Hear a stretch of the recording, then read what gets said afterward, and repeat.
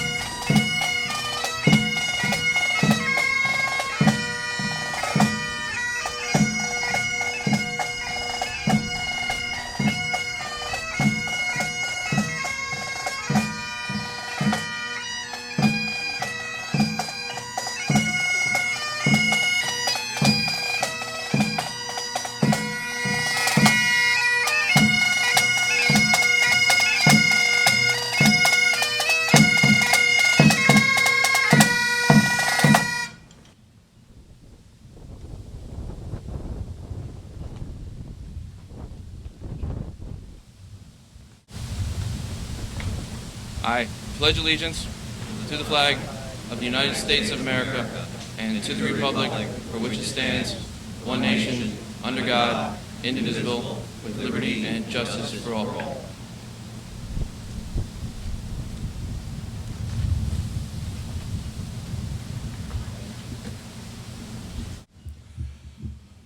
Oh, say, can you see by the dawn's early light light.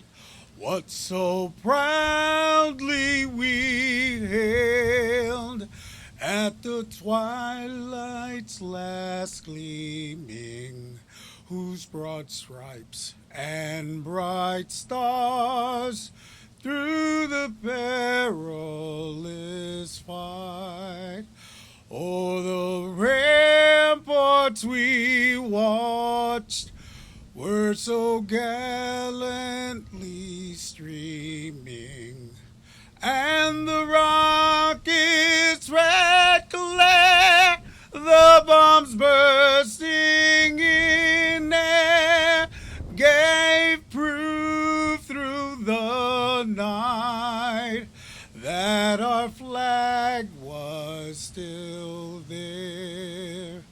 Oh, say does that star-spangled banner yet wave o'er the land of the free and the home of the brave?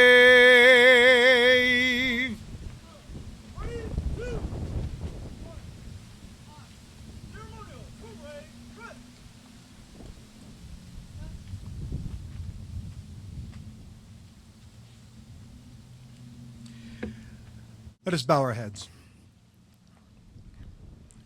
Heavenly Father, we thank you for this glorious day, to be able to join together to remember those 9 brave souls who answered the call of their fellow citizens in their darkest hour, unbeknownst to them who would then answer your heavenly call. O God of spirits and of all flesh, who conquered death and destroyed Satan and granted life to your world, grant rest to the souls of your departed servants, Chief George Larson, James Anderson, John Donegan, Hans Holt, Victor Yondergup, Joseph Kutcher, Peter Larson, John Mowry, and John Torgeson, in a serene, luxuriant, and peaceful place where there is no pain, no sorrow, nor sighing, but only life everlasting.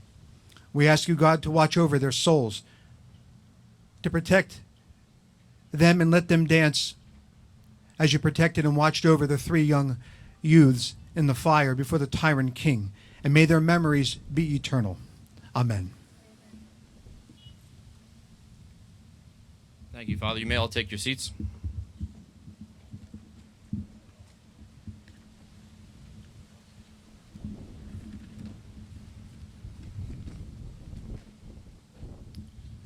A 100 years ago today, one of the City of Perth Amboy's worst tragedies and the worst tragedy in the fire service in New Jersey history.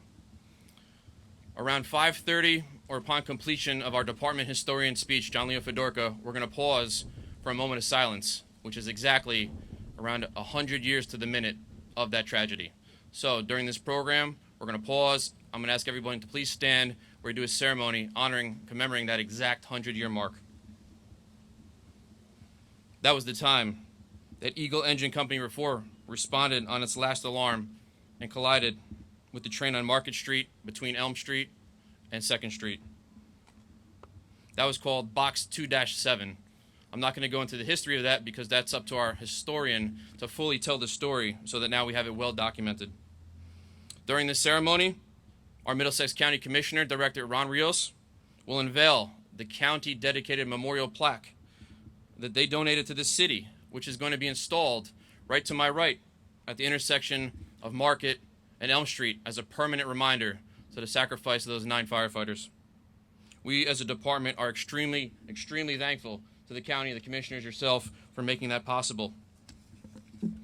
Additionally, through great fundraising efforts and donations, a second memorial plaque, to which we didn't think we'd have the money for another year or two, but due to aggressive efforts and a lot of partners, we were able to raise enough money to purchase a second plaque.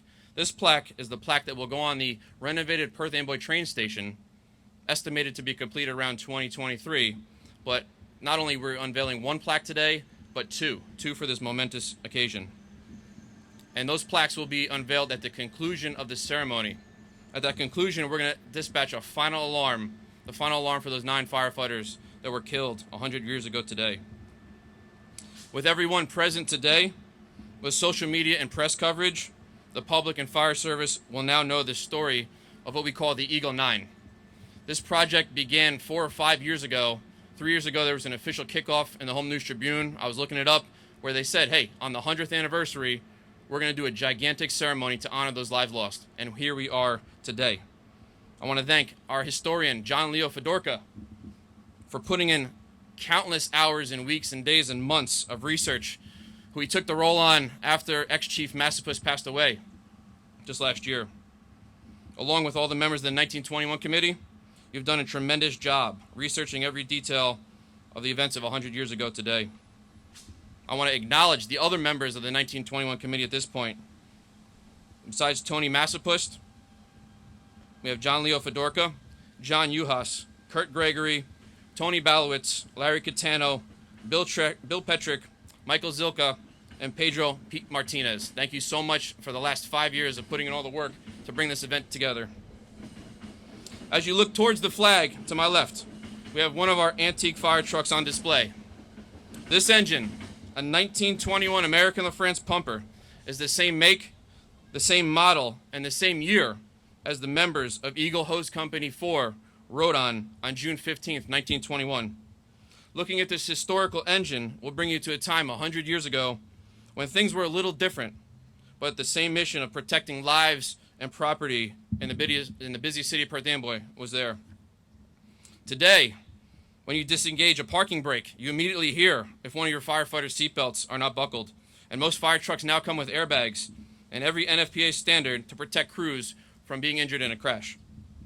As I turn the microphone over to Department Historian John Leo Fedorka, picture 14 firefighters riding on an engine just like this, holding onto both sides, the left and the right, responding to Box 27 for a fire in the area of Madison and Patterson for what would be the last alarm for the 9 of them, and ultimately change the way trains travel through the city of Perth Amboy. At this time, I'd like to call up historian John Leo Fedorka to give you the entire story of the Eagle 9.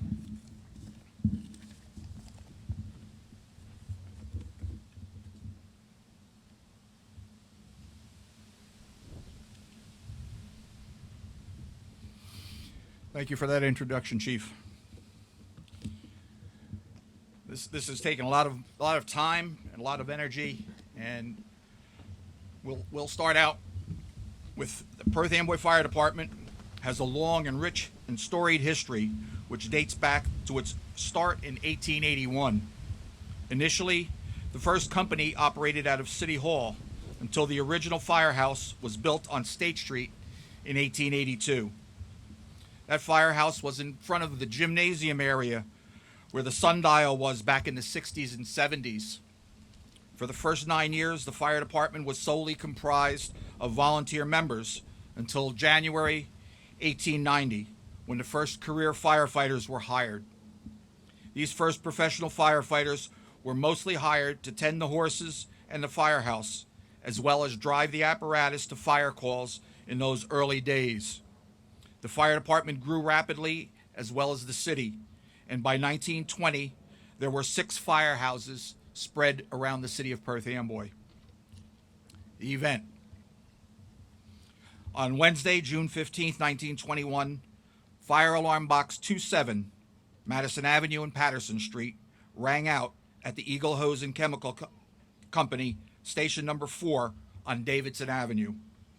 This was the 4th consecutive call from this box since Sunday for fires at the Perth Amboy Iron and Metal Company, owned by the Rudderman brothers. The paid driver, John Torgeson, and several members of the fire company started to respond to the call, but they encountered a minor mechanical problem, common at that time, called vapor lock. Relatively quickly, that was overcome, and the engine responded down Market Street. On Market Street, the engine slowed down and picked up a few more members, bringing the total on the small fire engine to 14. The gate tender's instructions were if the fire bell in the gatehouse rings, the gate was to be left up, and the gate tender was to use the red flag to stop the train. On this occasion, the fire bell and the train indication happened at almost the same time. The gate tender also indicated at that time that there was a large number of cars and people trying to cross the tracks, and that was the reason he gave for not lowering the gate. The Central Railroad of New Jersey's southbound Barnegat Express train was coming through Perth Amboy from Woodbridge at about 40 miles per hour. The railroad tracks at that time were street level, and as said, the gate tender had not lowered the gate. He was out in the road, waving the red flag on the west side of the crossing, the side the fire engine was coming from. The driver of the engine did not see him or hear the train over the roar of the fire engine. There were a few cars stopped at the rail crossing, but the fire engine driver drove around them, and then he saw the train. He attempted to stop the fire engine, but it was too late. The fire engine crashed into the side of the train, and 6 firefighters were killed instantly. Just before the impact, Andrew Cafton saw the train and shouted, "Jump for our lives." Cafton and 4 others, Edward V. Johnson, Ralph Polson, Joseph Finan, and John E. Murphy, jumped off the fire engine at the last second. They were injured, but they lived to tell the story. None of them saw the flagman, but jumping off the fire engine saved their lives.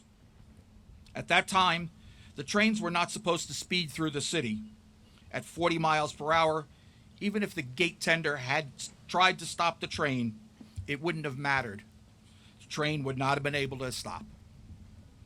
In all, 9 men were taken to Perth Amboy General Hospital by those people in the area that had vehicles.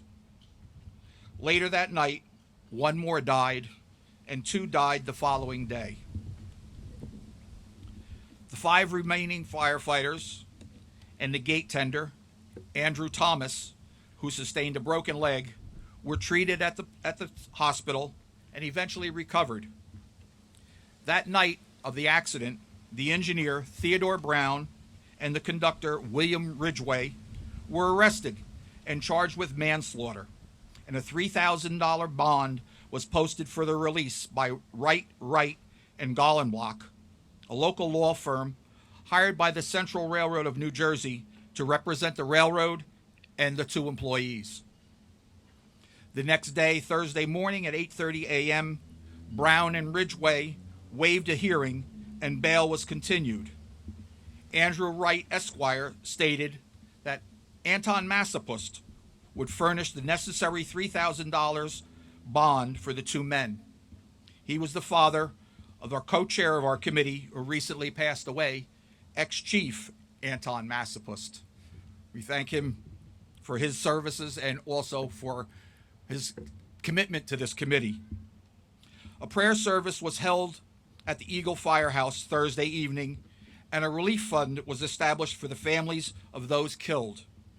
During the first day, $1,288 was donated to the relief fund.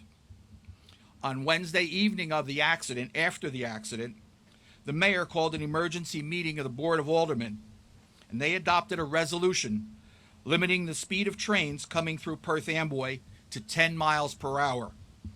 Police officers were assigned to the city grade crossings at Market Street and Washington Street to enforce the speed limit. On Friday, the city prepared for a funeral service for all 9 men. A committee was formed and tasked with meeting with the families to coordinate the time of the services so the members of the fire department could attend. The mayor and board of aldermen had an emergency meeting that night. A long discussion was held with representatives of Central Railroad and Perth Amboy Iron and Metal Works. As the railroad owned the property and the buildings where Perth Amboy Iron and Metal had operated, it was agreed that the Perth Amboy Iron and Metal junkyard could remain as long as all flammable materials were removed from the property. By vote, the 4th of July fireworks were canceled, and the city deposited $500 that was to be used for the fireworks to the relief fund set up for the families. Also, Box 27 was eliminated by vote. Another request that was a result of Thursday's meeting was that all businesses close and industrial whistles be silenced during the hours of the funeral from 10 to 11 a.m. and again from 1:30 to 3 p.m. on Saturday. R. Rudderman, one of the owners of the junkyard, was arrested early Friday as a result of another fire on the property. I'll let the train go by.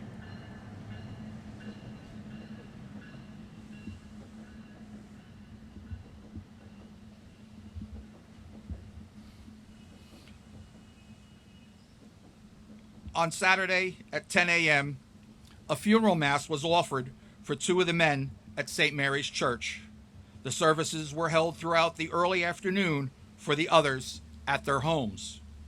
Reverend Schlatter of Grace Lutheran Church conducted services for five of the men. Reverend Hatchman of the First Baptist Church and Reverend Dr. Gans, of St. Paul's Evangelical Church each conducted one service at the residences of others, as was customary at that time. Mayor William C. Wilson and all 7 members of the Board of Aldermen went to the funeral at St. Mary's Church and then to the homes of the other men to pay their respects to the widows and families of each member. At 3:30, a huge funeral procession was assembled at this intersection, the site of the accident. The funeral procession wound its way through the city, past the Eagle Firehouse on Davidson Avenue, up to New Brunswick Avenue, and then on to Amboy Avenue, to the Alpine Cemetery and to St. Mary's Cemetery, where these 9 brave heroes were laid to rest. 7 in Alpine Cemetery and 2 in St. Mary's Cemetery.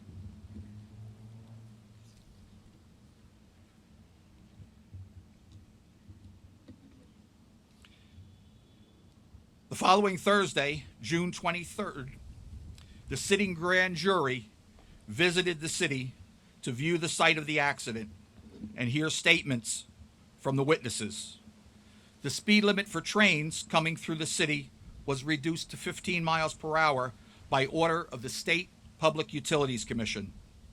The relief fund had swelled to $9,287.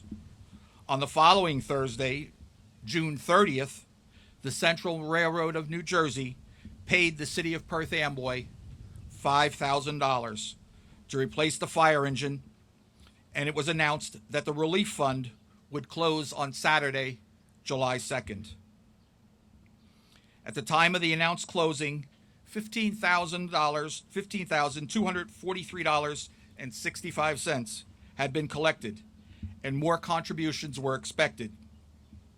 In today's dollars, that would amount to $225,570. Eventually, the total amount swelled to about $18,000, or about $270,000, today's dollars. The findings of the grand jury were reported on July 22nd. As a permanent solution, it was suggested that the rail tracks were to be raised over the road, or that the roadway should be lowered under the rail tracks. The second recommendation was a temporary solution.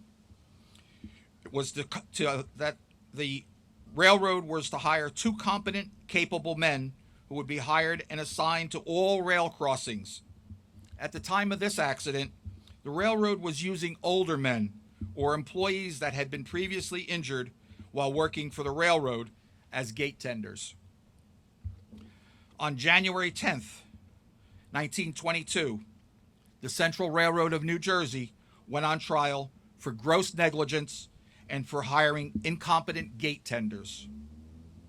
On January 12th, 1922, after only 30 minutes of deliberation, the jury had reached a verdict, and the railroad was acquitted and absolved of all responsibility.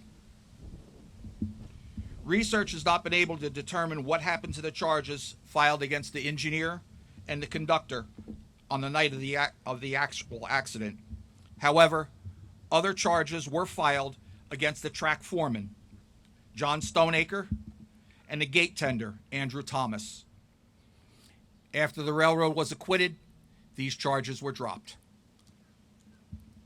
As a result of this accident, all of the passenger rail tracks were lowered and the roadways were raised over them. A brand new train station was built. It was completed in 1928 and is about to be renovated, as we had heard. There is a second plaque that will be unveiled today, and their plans are to place it in the lobby. As a result of this accident, also, 15 children lost their father. Several from the Donegan family, I don't know how many, but 3 from the Kutcher family, and 6 children from the Larson brothers. Morgan F. Larson, who was a New Jersey state senator from 1922 to 1928, and he was a Senate president from 1926 to 29, and on November 6, 1928, he was elected governor, but he took in the 6 Larson children. Mr. Sandor is a relative of Mr. Larson, and he's nodding his head, as well as his great-granddaughter and his granddaughter, and Mr. Sandor, I think that's your wife, and his cousin, sitting here in the front row. Also, let me acknowledge at this time Mrs. Houseman is here. Mrs. Houseman is a relative of Mr. Jandrup. If anyone else is here that... pardon? A relative of Mr. James Anderson. We have a ribbon for you, and I'll present it to you in a few minutes. All right. He was elected... Anyway, Morgan F. Larson was elected governor and served as governor from 1928 to 1932. And he took in his brother's widow and the 6 children.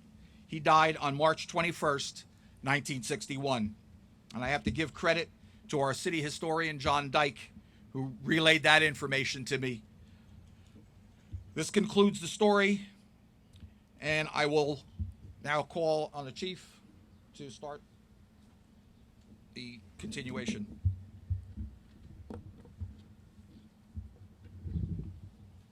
Thank you, John.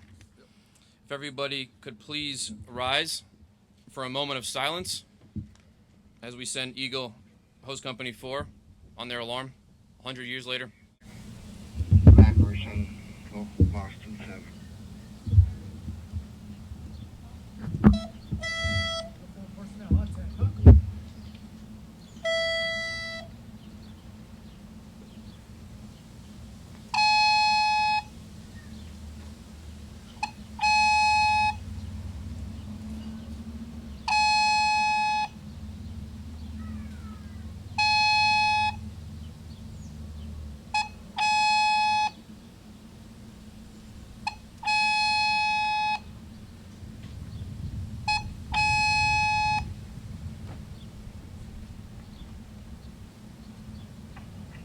Transmitting box 27, Madison and Patterson. Engine 4, respond to Perth Amboy Iron and Metal Works for the reported fire. Box 27 has been transmitted. Timeout 1737. Thanks.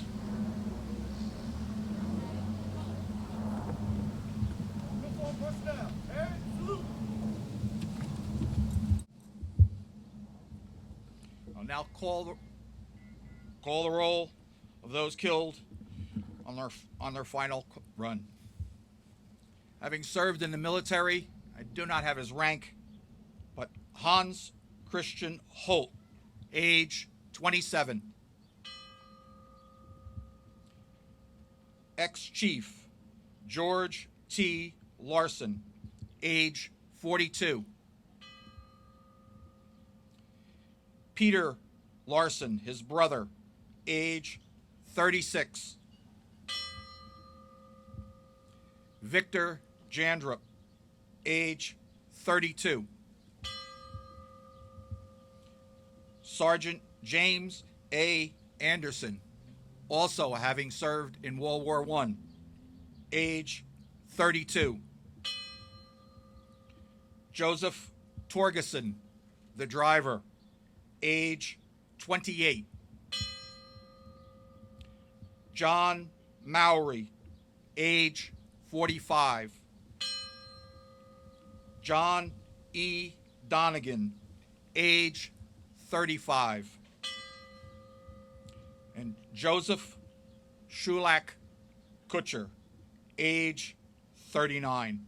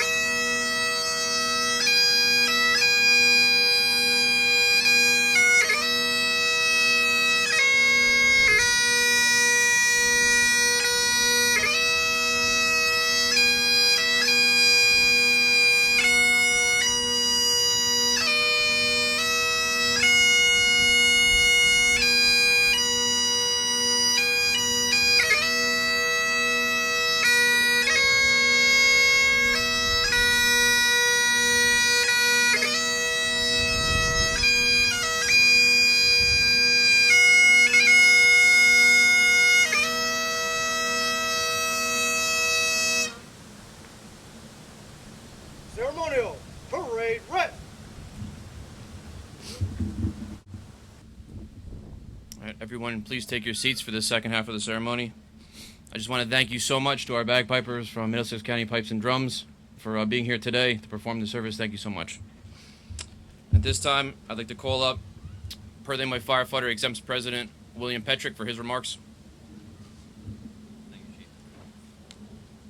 Thank you, Chief. Ladies, gentlemen, firefighters. Whenever I say firefighters, I always think of John Cyberry. Most of us know him, but he was always very adamant. We're firefighters, not firemen. That was one phrase he would always be very adamant about. Anyhow, I want to acknowledge the individuals of the 1921 committee, whom, without their determination and their efforts, we would not be here today. Our late great chairman, Anton J. Massapus. Anton knew everyone, had connections everywhere, and would not hesitate to help you whether or not he could. He was very humble, and he was always ready to help anyone who needed help, and he will be greatly missed. Anton still lives in our hearts and our minds, many of us those who knew him. I'd like to thank John Uhas, our co-chair of the committee, John Leon Fedorka, okay, historian who did an excellent job here today, and Fire Chief Mullen, Battalion Chief Zilka. I don't see him here today, but he may be out there, and Pedro Pete Martinez, and Deputy Police Chief Catano, Tony Balowitz, and Kirk Gregory. Also, I'd like to just acknowledge the donors to the committee, those who helped to purchase the plaque that'll be mounted in the train station when the train station rehab is completed, and that's Buckeye Partners, the law firm of James Hicks, the Perth Amboy Firefighters Local 286, the St. George Catholic Club, the New Jersey Career Fire Chiefs Association, the New Jersey Deputy and Battalion Chiefs Association, South Amboy Protection Engine Company, Fire and Safety Services, Perth Amboy Post 45, American Legion, as well as 10 private donors who chose rather not to have their names mentioned. And I would just like to thank everyone who made this day possible and everyone who's attended here today. Thank you very much. Thank you, Chief. And now at this time, I would like to call up our Honorable Mayor, Helman Kaba, for his remarks.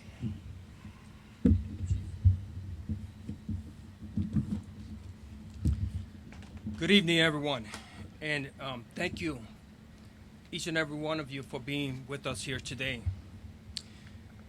When we think of firefighters, we have an iconic image of them responding to fires, automobile accidents, and medical emergencies. Even when we were young, there was always one of our friends that wanted to be a firefighter when they grew up. It takes a special kind of person to become a firefighter. Being a firefighter means more than just battling blazes. They save lives. Today we honor Eagle 9 and all the firefighters lost in the line of duty in the city of Perth Amboy through our gathering by keeping their memories alive with this memorial. I want to thank Fire Chief Mullen in leading the initiative for the memorial service to remember the lives of the 9 firefighters tragically killed 100 years ago. Thank you to the relatives of Eagle 9 that were able to join us here today, and also those that are watching.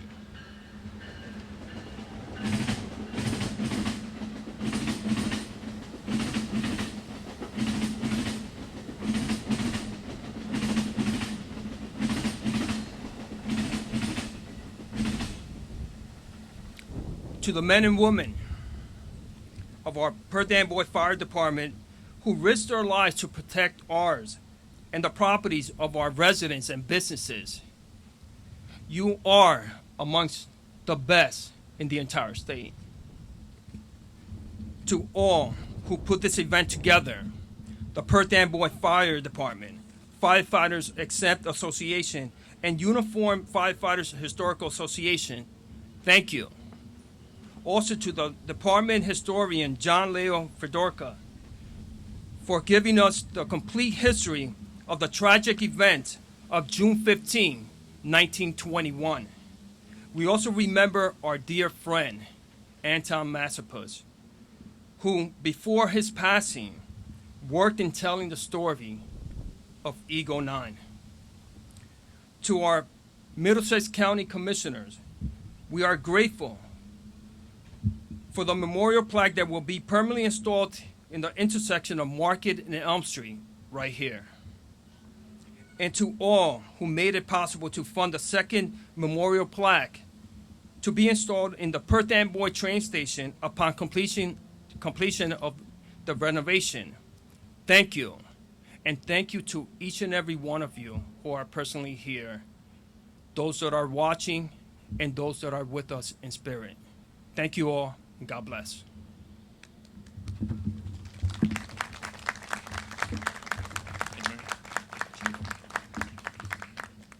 And now at this time, I'd like to call up Middlesex County Commissioner Director Ron Rios for his remarks.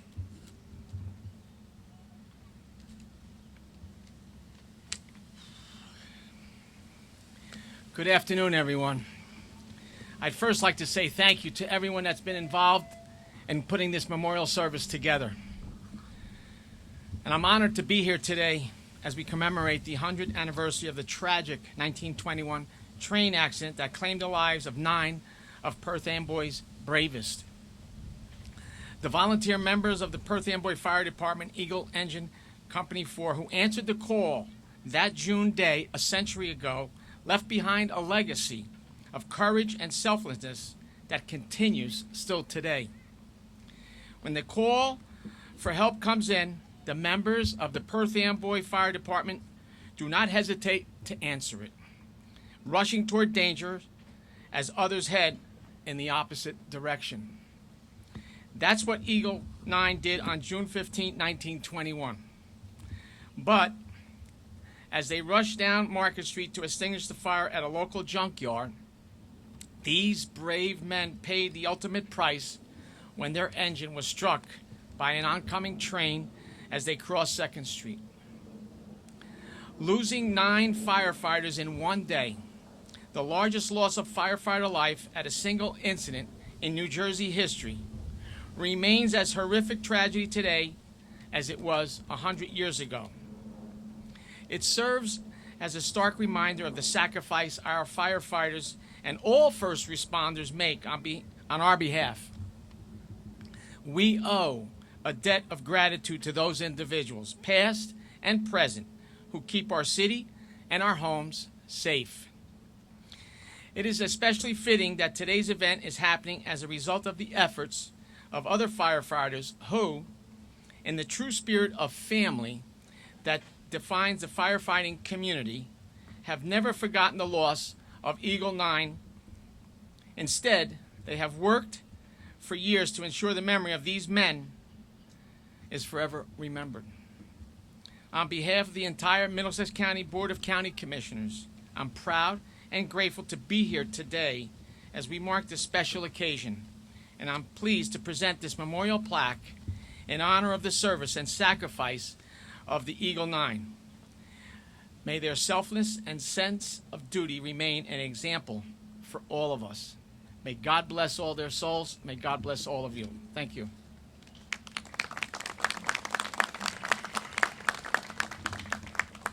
Thank you, Commissioner Rios. And at this time, I'd like to call up our Assemblywoman Yvonne Lopez for remarks.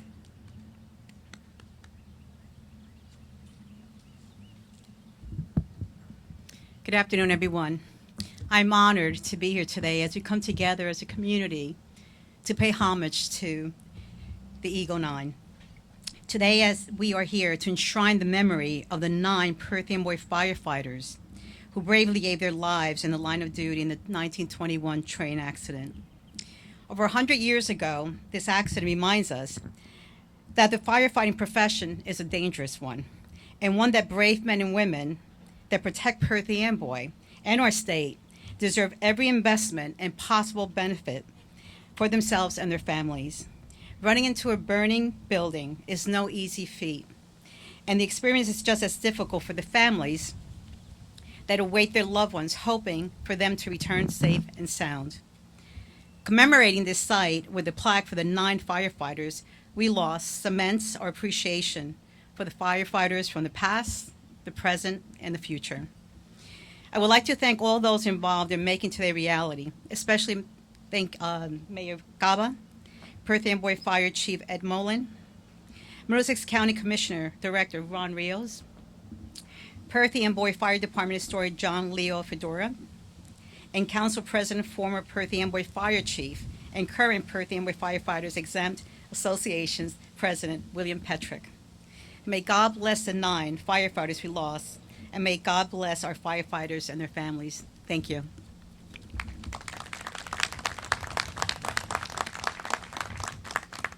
Thank you, Assemblywoman. And at this time, we'll call up our Division of Fire Safety Director, our State Fire Marshal, Rich McCutsky, for some words.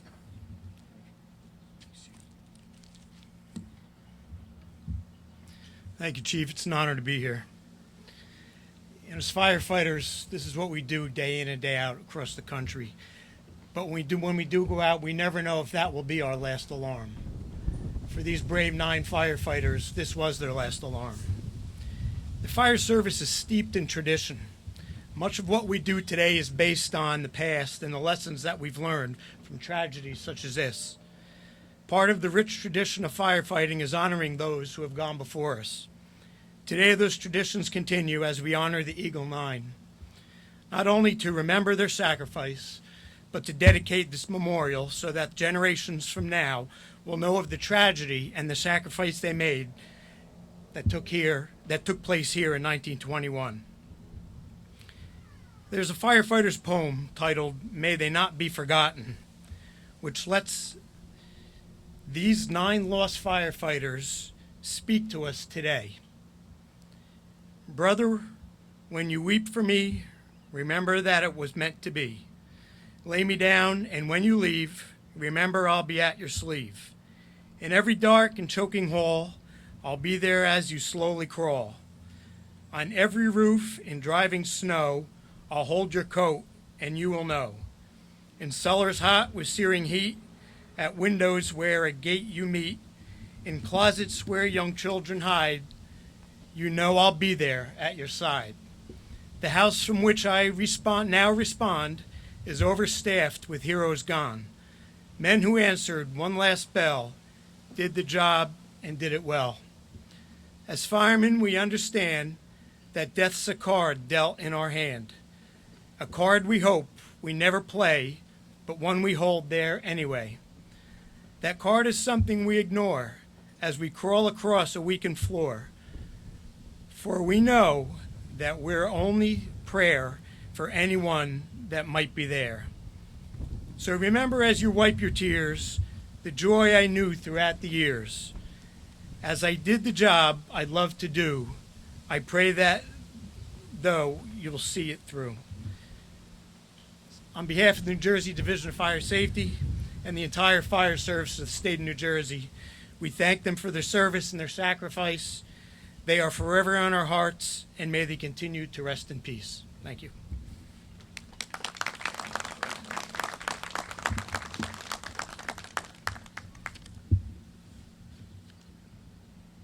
Thank you, State Fire Marshal McCutsky. I did not know you were a poet as well. Add that to the list. It was beautiful. And at this time, I'd like to call up our County Commissioner, our Assemblywoman, Council, Mayor, members of the 1921 Committee, as we unveil our plaques.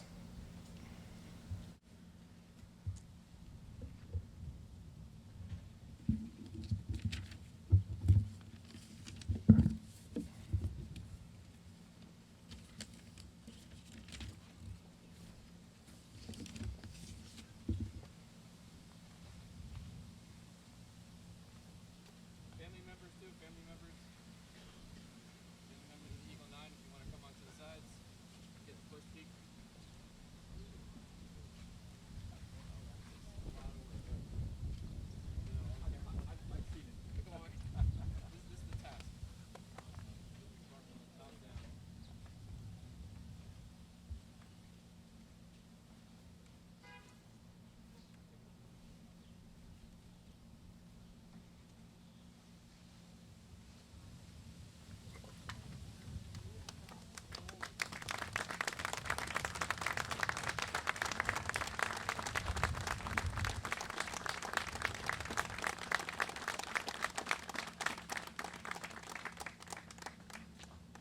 What I say is you're there taking pictures, looking at it for the next minute or two. There's the one on the top is the one that's going to be permanently mounted on a pole here at the intersection.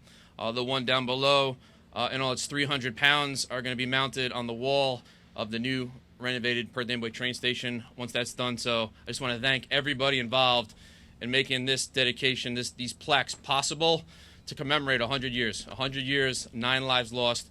This is the best way to show that we'll never forget. So thank you to the Commissioner. Thank you to all our donors.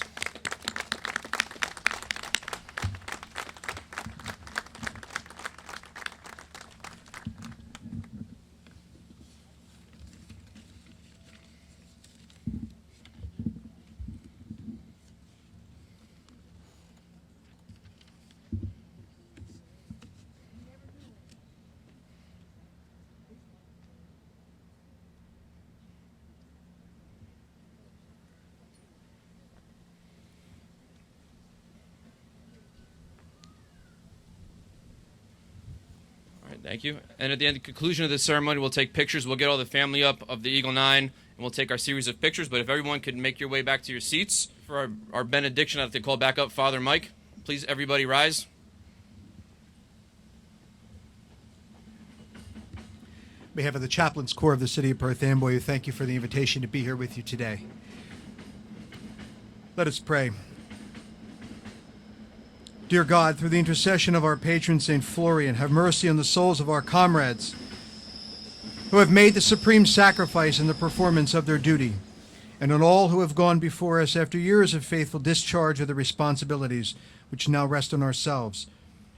Heavenly Father, we also ask for your protection, whose great power and eternal wisdom embraces the universe. Watch over all of the firefighters in the service of this city. Give them the strength and courage and perseverance to endure. In all of their duties, we ask you to protect them, to commit them to your loving care, because their duty in their lives are important. Dear God, grant these brave men and women your almighty protection. Unite them safely with their families after their duty has ended. Amen. Before I conclude our remarks and go into our final alarm, there's a few more acknowledgments here. We have our interim business administrator, Ed Remsen. Thank you for coming here. Director of Human Services, Ken Ortiz. Chief Catano, Police Department, as well as all the police officers and auxiliaries that were here today to help set this up. Danny Cleaver, all the members of DPW for setting this up. Thank you. And every other city employee that had hand in this, especially the Mayor's Chief of Staff, Lizette LeBron. Thank you for working hand in hand with the 1921 committee, making this possible. But in conclusion, and on behalf of the men and women of the Perth Amboy Fire Department, I would like to thank everybody, each and every person that came out here today or watching via Facebook Live, coming together for this memorial service. This is what the fire service is all about, as Fire Marshal McCuskey said. We never forget our fallen brothers, our fallen sisters. Thank you to our county commissioners one last time for donating one of the plaques. And thank you to all our other donors for donating the other plaque. These will serve as permanent reminders for the next centuries to come. Thank you all for coming, and please remain standing as we transmit the final alarm for the Eagle 9.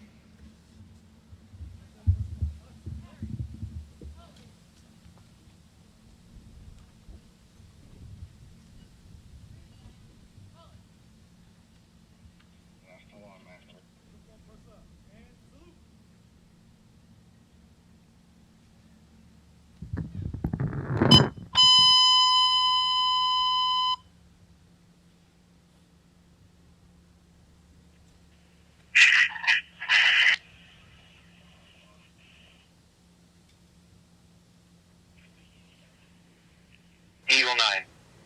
It's been 100 years since the 9 of you made the ultimate sacrifice. This memorial will ensure your story and memories never fade from our department and city's history. As promised, we continue to take it from here. Brothers, rest easy. The Eagle 9 will never be forgotten. Firefighter Macri clear at 1803 hours.